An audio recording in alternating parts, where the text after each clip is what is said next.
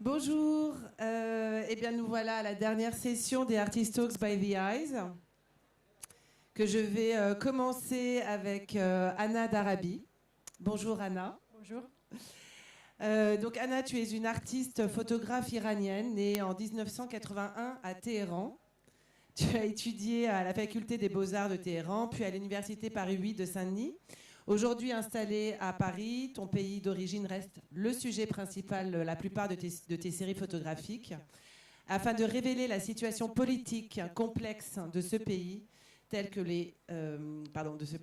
tu crées des séries dans lesquelles tes photographies interagissent avec d'autres matériaux, tels que des textes, des images d'archives ou des objets.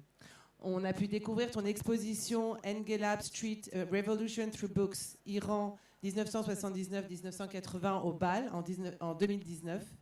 Et tu as été primé par le prix de Bernd und Hilla-Becher de la ville de Düsseldorf en 2022 pour l'ensemble de ton travail photographique. Bravo. Merci. Alors, le livre d'artiste occupe une place privilégiée dans ton exploration artistique. Ton récent projet de recherche-création qui nous intéresse aujourd'hui, Soleil of Persian Square, qui est publié par le Centre d'art Winsegal en 2021, revient sur la diaspora iranienne en Californie. Est-ce que tu peux nous raconter un peu la genèse de ce projet et pourquoi t'être intéressée à cette diaspora en particulier ? Oui, donc en effet, le livre a été publié dans le cadre d'une exposition au Centre d'art Winsegal qui a eu lieu le printemps dernier. Et donc, en fait, j'ai voyagé en Californie du Sud régulièrement et je m'intéressais beaucoup au paysage américain pour des raisons variées, notamment parce que notre imaginaire des États-Unis s'est construit par pas mal de films américains, mais aussi la photographie américaine. Mais aussi parce que mon imaginaire de Los Angeles en particulier s'est basé sur des images venant des clips musicaux des groupes, en fait, des chanteurs et des chanteuses pop iraniennes qui sont installés là-bas après la révolution de 79. Donc, après la révolution de 79, il y a un changement de gouvernement. La révolution débouche sur un régime théocratique avec des valeurs islamiques traditionnelles. Donc, il y a non seulement un changement politique international et national, mais aussi le mode de vie des individus qui sont profondément affectés par ce changement. Donc, la musique est interdite au départ. Après, il y en a certains genres musicaux comme révolutionnaires ou traditionnels qui sont permis, mais la musique pop, notamment dans la forme qui était pratiquée avant la révolution de 79, ça reste toujours interdit. Et notamment les femmes, ils n'ont pas le droit à changer, même si maintenant il y en a une musique pop très, on peut dire, étatique, qui pratique... Une pop étatique.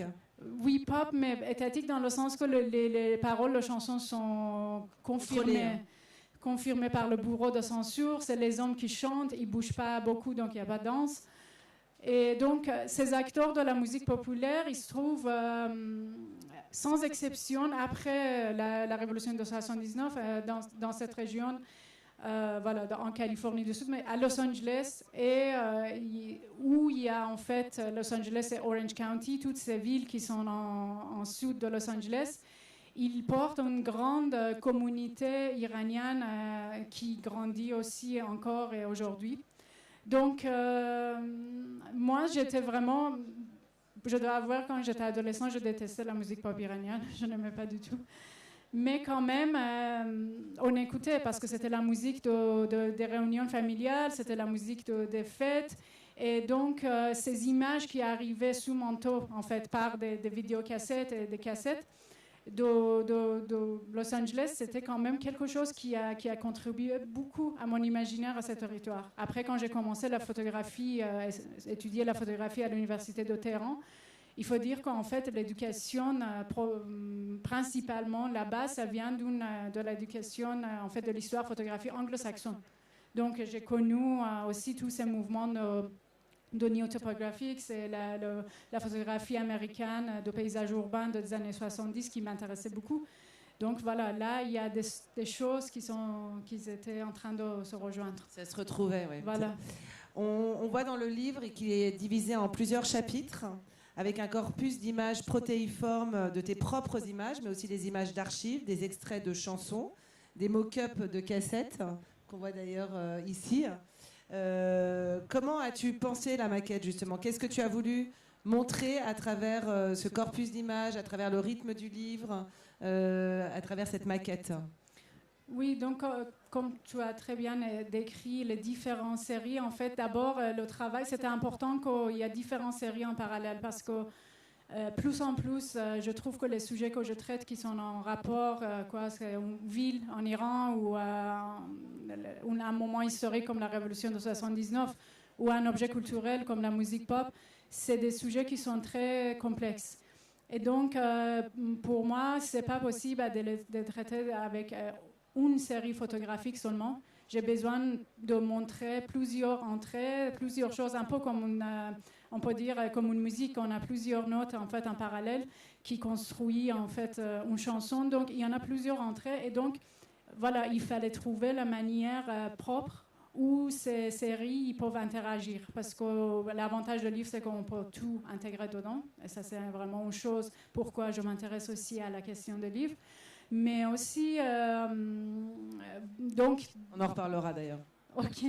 Donc, la question de comment mettre en dialogue différents matériels, ça devient très important. Bien sûr, je travaille toujours avec des graphistes. Pour ce travail-là, j'ai travaillé avec Myriam Barchecha, qui est une graphiste avec qui je travaille régulièrement. Et donc, normalement, c'est une conversation. Je dis, en fait, mais le concept de travail, ce que j'aimerais bien communiquer. Et avec elle, on crée en fait, une forme, on peut dire, qui sont souvent en fait, des gabarits qui sont répétitifs. Par exemple, là, dans le cas du livre, on voit que, par exemple, les portraits toujours sont en face d'une cassette. Les paysages sont qui va devenir... En fait, pour une exposition, c'est complètement différent. Mais pour le livre, voilà, il y a une forme répétitive qui... Donc, le spectateur comprend quelque chose à partir de cette forme. Et en le voyant, donc, ça lui laisse quand même tranquille parce qu'il sait à quoi attendre. Mais en même temps, il est confronté à des nouveaux matériels. Et ces coupures, tu peux nous expliquer? Donc là, c'est en fait des annuaires, des Yellow Pages qui portent la page jaune qui porte des adresses, des activités commerciales des Iraniens sur place, qui m'intéressait beaucoup parce que c'est d'une manière c'est une cartographie de tous ces business où on peut trouver les Iraniennes parce qu'il y a donc justement, ça c'est aussi une idée de mettre plusieurs annuaires l'un sur l'autre. C'était une idée que j'ai développée avec la graphiste parce qu'on a pensé que c'est aussi une information, mais ça serait intéressant de faire dialoguer tous ces différents informations, mais aussi, en fait, bon, ça devient très codé d'une manière parce que quelque chose qu'on a imaginé, c'est pas forcément quelque chose que le public va recevoir.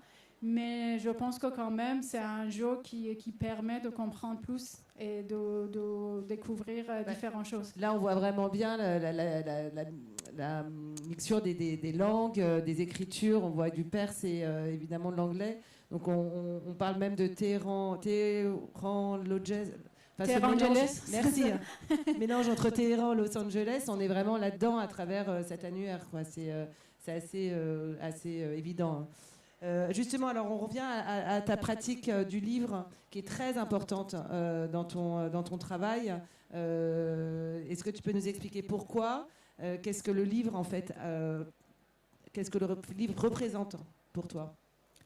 Donc, cette pratique de livre est devenue importante pour moi depuis que je suis installée à Paris, qui est maintenant 15 ans, c'est depuis 2007. Donc, en fait, à l'époque, je faisais une étude de master à l'Université de Paris 8 et l'idée de travail en fait, de mémoire, c'était qu'on construit une maquette de livre. Et j'ai construit une maquette de livre et à l'aide d'une relieuse elle est très connue aujourd'hui, Laurel Parker, qui à l'époque généreusement m'a appris comment faire cette maquette parce que moi je suis allée avec quelque chose vraiment avec un mauvais col qui avait une mauvaise odeur et que donc elle a pris ça vraiment généreusement et elle m'a dit que voilà, tu as fait comme ça, mais je pense que ça serait mieux comme ça. Et comme je ne pouvais pas, en fait, comme elle était toujours encore, même à l'époque, chère pour moi, donc j'ai construit le livre après en 30 exemplaires moi-même. Et c'était une révélation parce que j'avais pas de galerie. Par ailleurs, j'ai toujours pas de galerie. Mais... Il y a une annonce, là. Non plus. Donc... première fois, j'ai fait 10 exemplaires et les 10 exemplaires dans une foire, vraiment petite foire qui était en sous-sol d'une boutique, d'un café. Ça a été vendu pendant Paris Photo.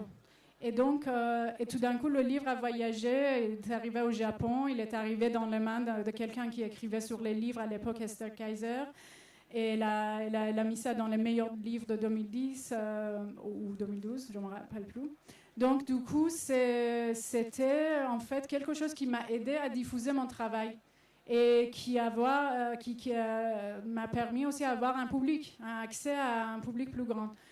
Et donc, j'ai commencé par ça, mais plus tard, j'ai aussi découvert que le livre peut être aussi une forme artistique en soi. Donc, il y en a aussi des projets qui existent uniquement en forme de livre et que je pense que c'est efficace.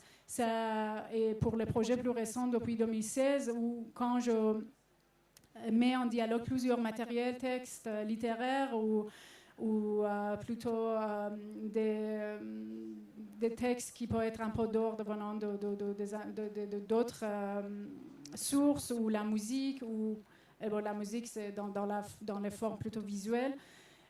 Donc, tout ce matériel d'archives et mes photographies et les textes qui sont par exemple des entretiens, ça réunit parfaitement dans un livre et ça me permet en fait de communiquer le sujet de manière beaucoup plus vaste et beaucoup complète. plus complète. Voilà, tout à fait. Soleil of Pershing Square, est-ce que tu peux nous expliquer le choix de ce titre? Et d'ailleurs, le choix aussi de la couverture, c'est toujours évidemment important, la couverture d'un livre. On y réfléchit beaucoup, et en termes pour les libraires, mais aussi pour signifier le projet. Peux-tu nous en parler? Donc, voilà, Terre Angeles, on en a parlé tout à l'heure. Je vais expliquer un peu qu'est-ce que c'est ce mot très étrange qui est un mélange de deux villes de Téhéran et Los Angeles. Donc, Terre Angeles, c'est en fait c'est un quartier, on peut dire, les Iraniens de Los Angeles et Orange County, ils sont assez dispersés. Il n'y a pas vraiment un endroit, ils ne vivent pas tout dans un coin, mais quand même, comme il y en a toujours dans les villes américaines, en Chinatown, ou voilà, un quartier. Los Angeles, c'est vraiment une mixité, porte une mixité culturelle très importante, donc il y en a plusieurs. Et là, le quartier iranien, qu'on peut dire Terre Angeles, plus précisément, c'est situé au croisement du boulevard Westwood et Ohio Avenue, où il y a un tableau qui dit Pershing Square. Alors, il n'y a pas de square, il n'y a pas de place, mais c'est juste, ça signifie que c'est le début des activités commerciales, des restaurants, plein de choses, des bureaux d'avocats, des Iraniens. Et après, pour moi, Soleil of Pershing Square, en fait, Soleil of Pershing Square, c'est une des photos du livre, parce qu'il y en a un café juste à cet endroit qui s'appelle Soleil. Et pour moi, c'était parfait parce que je fais partie de la diaspora française et les cafés qui sont censés être un peu chic et de bonne gastronomie à Los Angeles, ils ont des noms français aussi. Donc, ce mélange était vraiment, ça me paraissait vraiment fait pour moi. Donc, j'ai dit, allez, Soleil of Pershing Square, mais aussi cette idée de Pershing Square parce que les Iraniens de la diaspora de Californie du Sud, notamment ceux qui ont en fait, parce qu'ils ont beaucoup de quand même pouvoir, ils ont des médias, la télé, ils communiquent avec satellites, et il y en a beaucoup de chaînes où il y a des oppositions, des partis opposition politique contre le gouvernement actuel de République islamique. Ils font des débats et des discussions à la télé. Souvent, ils sont des gens qui sont liés à un peu cette pensée royaliste. En fait, ils veulent tout simplement l'Iran avant la révolution de 79. Et pour eux, le problème de ce pays, ça a commencé quand, en fait, on a été, on peut dire, en manière colonisée, mais on était une période sous l'influence des Arabes et que la religion islam est rentrée. Donc, ils veulent complètement effacer cette période et ils veulent retourner à quand l'Iran, c'était un empire et c'était le Grand Perse.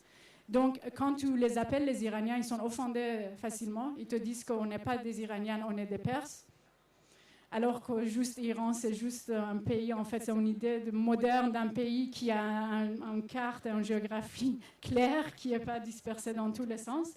Donc, quand même, cet imaginaire, c'est intéressant. C'est que comment on construit, alors que le gouvernement iranien, dans une manière, c'est aussi dans un imaginaire qui est un empire chiite. Donc, les oppositions qui sont dans l'imaginaire de Perse, et le gouvernement qui est dans un imaginaire de construire un empire chiite. Donc voilà. C'est parfait.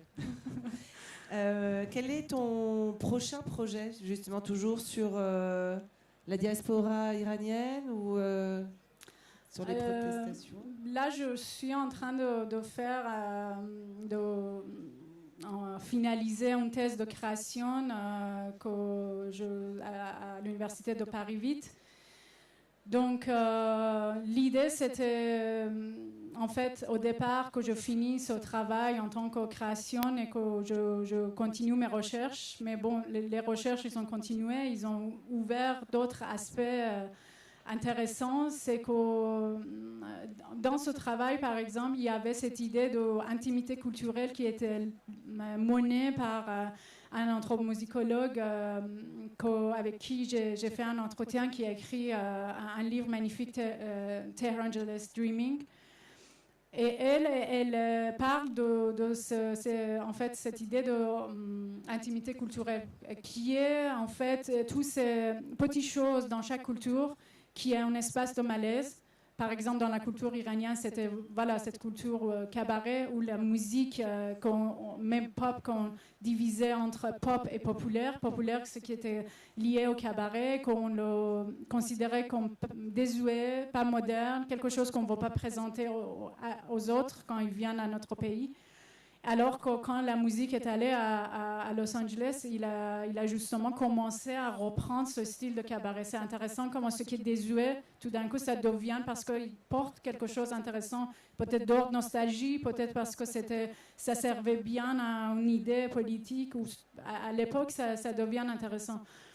Donc, pour moi, c'est cette idée de qu'est-ce qui est moderne et anti-moderne. C'est devenu quelque chose qui rejoint la modernité iranienne. Il faut dire que la modernité, quand on parle de modernité, on pense que la modernité, c'est toujours ce qui vient d'Occident, alors que la modernité iranienne n'a pas forcément un rapport direct avec la modernité occidentale. Et donc, on pouvait voir ça dans les 3 projets que j'ai fait dernièrement, qui étaient Téhéran, qui était la ville moderne qui est censée être vitrine de la modernité iranienne au début du XXe siècle, comment Téhéran a développé depuis. Et puis la révolution de 1979 qui est un peu la crise contre cette modernité. Donc maintenant, ce que j'aimerais bien, c'est rejoindre ces projets ensemble avec un peu des pièces qui, on peut dire, c'est des pièces intermédiaires.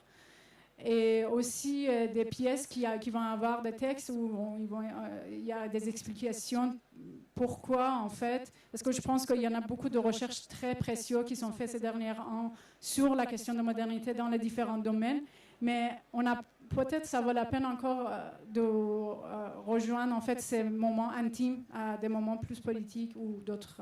Donc c'est une autre publication. Oui, voilà. Comme d'habitude. Merci beaucoup, Anna. Est-ce que vous avez des questions pour le projet d'Anna?